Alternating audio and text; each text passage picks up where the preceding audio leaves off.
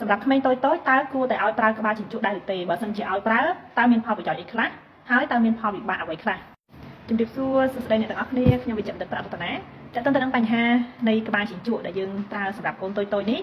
គឺយើងអាចប្រើបានហើយនឹងមិនគួរប្រើករណីដែលប្រើបានគឺមាន5ចំណុចល្អដែលយើងគួរតែប្រើសម្រាប់ក្មេងតូចៗជាពិសេសគឺក្មេងនៅក្រោមអាយុ1ខួបទី1គឺវាអាចការពារនៅបញ្ហាឬក៏កាត់បន្ថយនៅបញ្ហាគេហៅថា Sudden Infant Death Syndrome មានន័យថាគឺជាស្ថានភាពមួយដែលក្មេងនៅសុខហើយមានសុខភាពល្អធម្មតាសោះស្រាប់តែកំពុងតែគេងហើយស្លាប់តែម្ដងគឺអត់ដកដង្ហើមហើយស្លាប់តែម្ដងអញ្ចឹងការប្រើក្បាលជញ្ជក់នេះគឺគេសិក្សាទៅឃើញថាសម្រាប់កូនតូចៗគឺវាអាចកាត់បន្ថយហានិភ័យនៃបញ្ហា Sudden Infant Death Syndrome នេះបាន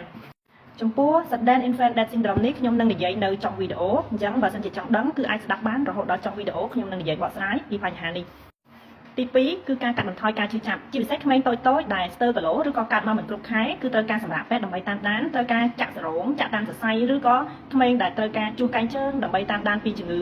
ពីកំណើតមួយចំនួនអញ្ចឹងអាការៈទាំងអស់នេះគឺជាការដែលធ្វើឲ្យក្មេងមានការឈឺចាប់អញ្ចឹងគេសិក្សាទៅឃើញថាការដែលឲ្យកូនប្រើក្បាលជញ្ជក់នោះសម្រាប់កូនងាឬក៏កូនតូចៗគឺអាចកាត់បន្ថយការឈឺចាប់របស់គាត់បានខ្លះដែរទី3ការប្រើក្បាលជញ្ជក់សម្រាប់ក្មេងតូចៗគឺអាចការពារឬក៏កាត់បន្ថយនៅការច្រាលអាស៊ីតកាពះឬក៏កាកសំណល់ទឹកដោះគោឬក៏ទឹកដោះម្ដាយដែលកូនមុំឆ្អែតពេកដែលវាចោលចេញមកខាងលើហ្នឹងចេញតាមច្រមុះកូនចេញតាមមាត់កូនឲ្យកូនឆ្លក់ឬក៏ចោលចូលទៅក្នុងផ្លូវខ្យល់ជាដើមអញ្ចឹងគេសិក្សាទៅកាលណាយើងឲ្យកូនប្រើក្បាលជញ្ជក់ហ្នឹងគឺវាអាចកាត់បន្ថយអាការៈទាំងអស់ហ្នឹងបានខ្លះទី4គឺការការពារនៅបញ្ហា sleep apnea មានន័យថាការគេងសុកស្រាប់តែកាំងដង្ហើមអញ្ចឹងការដែលឲ្យកូនជញ្ជក់ក្បាលជញ្ជក់ហ្នឹងទៅគឺវាធ្វើឲ្យក្មេងហ្នឹងប្រឹងធ្វើចលនាអណ្ដាតមានន័យថាពេលដែលគាត់គេងអណ្ដាតគាត់យើងឲ្យប្រើក្បាលជញ្ជក់ហ្នឹងទៅអណ្ដាតគាត់គឺត្រូវលៀនមកខាងមុខអញ្ចឹងគាត់ប្រឹងជញ្ជក់ក្បាលហ្នឹងអត់ធ្លាក់ទៅខាងក្រោយទេកាលណាអណ្ដាតអត់ធ្លាក់ទៅខាងក្រោយនេះគឺកាត់បន្ថយការស្ទះផ្លូវខ្យល់របស់ក្មេងបានទី5បើសិនជាក្មេងដែលប្រើក្បាលជញ្ជក់ជាពិសេសក្មេងចាប់ពី6ខែឡើងទៅបើសិនជាម្ដាយចង់ដេញដោះឲ្យទៅបៅទឹកដោះគោឬក៏បដូរដបទឹកដោះគោបដូរក្បាលដោះថ្មីគឺយើងអាចនឹងងាយស្រួលសម្រាប់ក្មេងដែលគាត់ធ្លាប់ប្រើក្បាលជញ្ជក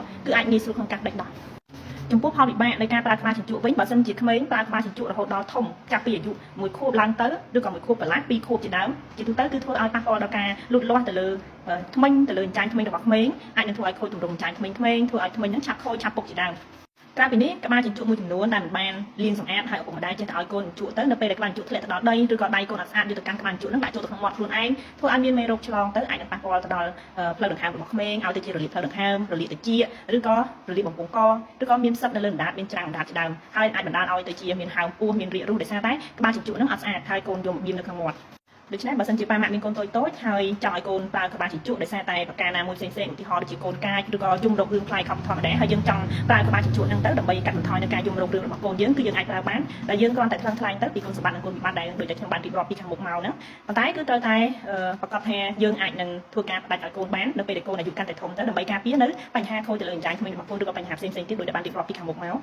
កដូច្នេះក្បាលជញ្ជក់ដែលយើងប្រើសម្រាប់កូនតូចៗវាមានទាំងគុណសម្បត្តិនិងគុណវិបត្តិរបស់វាអញ្ចឹងគុណសម្បត្តិដែលល្អនោះគឺតកតងទៅនឹង Sudden Infant Death Syndrome ដែលខ្ញុំបានរៀបរាប់ពីខាងមុខមកបន្តិចហ្នឹងហើយក៏មិនលម្អិតអ្វីច្រើនពេកដែរទេដោយសារតែបញ្ហានេះគឺមិនទាន់មានការសិក្សាណាមួយច្បាស់នៅឡើយទេថាមូលហេតុបង្កហ្នឹងមកពីអីពិតប្រាកដគ្រាន់តែគេសិក្សាពីចំណុចធំៗដែលសង្ស័យថាជាមូលហេតុដែលធ្វើឲ្យមានបញ្ហា Sudden Infant Death Syndrome នេះដោយសារតែវាគឺជាស្ថានភាពមួយដែលក្មេងមានសុខភាពល្អធម្មតាសោះស្រាប់តែគេសុខអត់ដង្ហើមឬក៏ដាច់ខ្យល់ស្លាប់តែម្ដងអញ្ចឹងហើយគេសង្ស័យទៅលើកត្តាពីរធំៗទី1គឺតកតងនឹងកត្តារាងកាយរបស់កូនផ្ទាល់ដោយសារតែខួរក្បាលរបស់ក្មេងតំបន់ដែលបញ្ជានៅក្នុងខួរក្បាលបញ្ជាទៅលើការដកដង្ហើមហ្នឹងមិនបានត្រឹមត្រូវគឺធ្វើឲ្យមានបញ្ហាហ្នឹងមួយទៀតគឺគេសិក្សាទៅលើបញ្ហាការគេងរបស់ក្មេងតូចៗជាពិសេសក្មេងកតាដែលក្មេងគេងជាមួយនឹងឪពុកម្ដាយគេងនៅលើគ្រែជាមួយនឹងឪពុកម្ដាយក្មេងតូចៗដែលឪពុកម្ដាយមានភួយមានសណ្ដាប់ភួយមានកម្រាលផ្សេងៗហ្នឹងធ្វើឲ្យថប់ទៅលើច្រមុះកូនឬក៏ការគេងហ្នឹងប៉ះទៅលើច្រមុះកូនគឺធ្វើឲ្យកូនថប់ដង្ហើមដកដង្ហើមអត់ចេញក៏បណ្ដាលឲ្យទៅជា Sudden Infant Death Syndrome នេះដែរក្មេងដែលគេងនៅលើពូកឬក៏នៅលើកម្រាលដែលទន់ពេកគឺនៅពេលដែលកូនមានជាពិសេសកូនអាយុ2ខែទៅ4ខែដែលក្មេងចេះក្លាប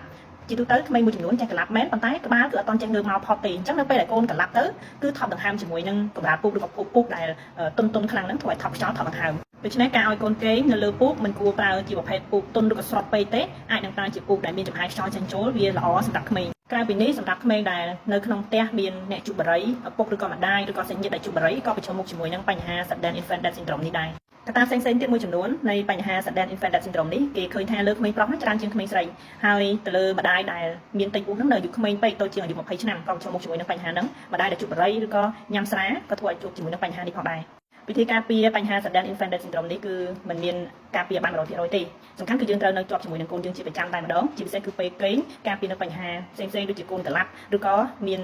កសែងឬក៏កម្មានៅចិត្តកូននឹងច្រើនពេកធ្វើឲ្យកូនថប់ខ្យល់អញ្ចឹងយើងត្រូវតែប្រុងប្រយ័ត្នត្រង់ចំណុចនេះហើយនឹងមួយទៀតគឺការរុំកសែងកូនក្រាស់ៗពេកដែលធ្វើឲ្យកូននឹងបែកញើសខ្លាំងឬក៏ឡើងកម្ដៅខ្លាំងក៏អាចប្រឈមមុខជាមួយនឹងបញ្ហាខាងលើនេះដែរមួយទៀតគេហៅថា tummy time ហ្នឹងគឺយើងដាក់កូនគេងកាប់មុខប៉ុន្តែយើងនៅជាប់ជាមួយនឹងកូនដើម្បីតាមដានមើលពីការថប់ដង្ហើមរបស់កូនកាលណាយើងឲ្យគេងកាប់មុខទៅកូនគឺប្រឹងងើបកអញ្ចឹងធ្វើឲ្យកនឹងឆាប់រឹងកូនអាចចាប់ដើមចេះក្លាប់ហើយរឹងកអញ្ចឹងពេលដែលគាត់ក្លាប់ក្បាលគាត់ងើបមកខាងលើបែបនេះគឺការពារនៅការថប់ខ្យល់ឬក៏ខ្ទប់ច្រមុះជាមួយនឹងពូកដែលទន់ឬក៏ខ្នើយហ្នឹងការពារនៅបញ្ហា